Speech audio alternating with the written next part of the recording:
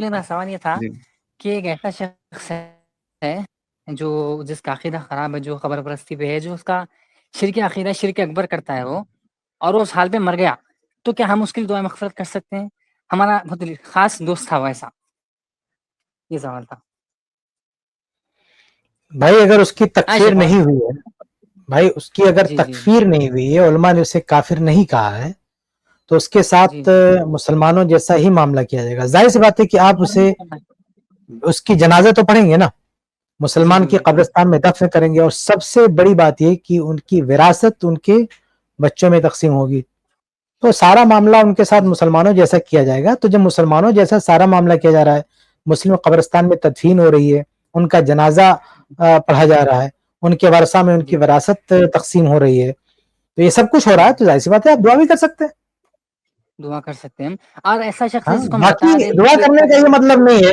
دیکھیے اللہ تعالیٰ کے یہاں کنفرم ہوگا کہ وہ ان کا کفر شرک کس درجے کا تھا، اور ان کو جنت میں ملے گی یا ہمیشہ کے لیے جہنم، وہ اللہ تعالیٰ فیصلہ کرے گا. وہ فیصلے اللہ تعالیٰ کے، ہمارے نہیں ہیں. ہم جو ہے ظاہری اعمال دیکھ کر ہم صرف عمل پہ حکم لگاتے ہیں.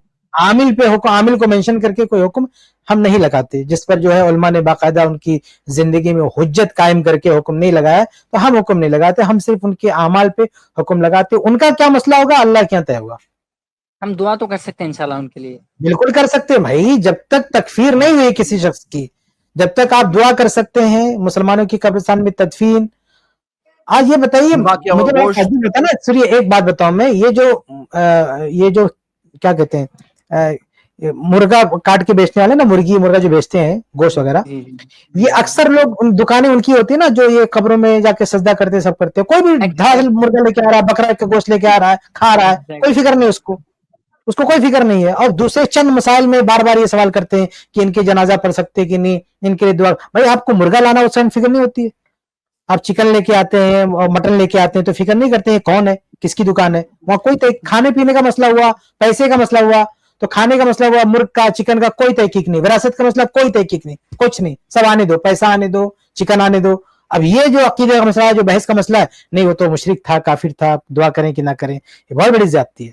مجھے حیرت ہوتی ہے کہ کچھ ایسے بدتمیز لوگ ہیں جو اپنے باپ کے بارے میں کہتے ہیں کہ میں اس کا جنازہ نہیں پڑھوں گا. اتنے بڑے اہل توحید والے ہوتے ہیں، کہتے ہیں میں اس کا جنازہ نہیں پڑھوں گا کیونکہ مشرک ہے، اور اس کی وراثت لے کے بیٹھ جاتے ہیں. وہاں یہ ڈائلاگ نہیں بولتے کہ میں ابا کی وراثت نہیں لوں گا کیونکہ وہ مشرک تھے. تو جنازہ پڑھنا ہوا تو بڑے بڑے موحد بن گئے، ابا کو مشرک بنا دیا، وراثت لینا ہو تو مسلمان بنا دیا ان کو. تو یہ تکفیری سوچ نہیں رکھنا چاہیے. تکفیر مت کیجیے، آپ کا کام نہیں.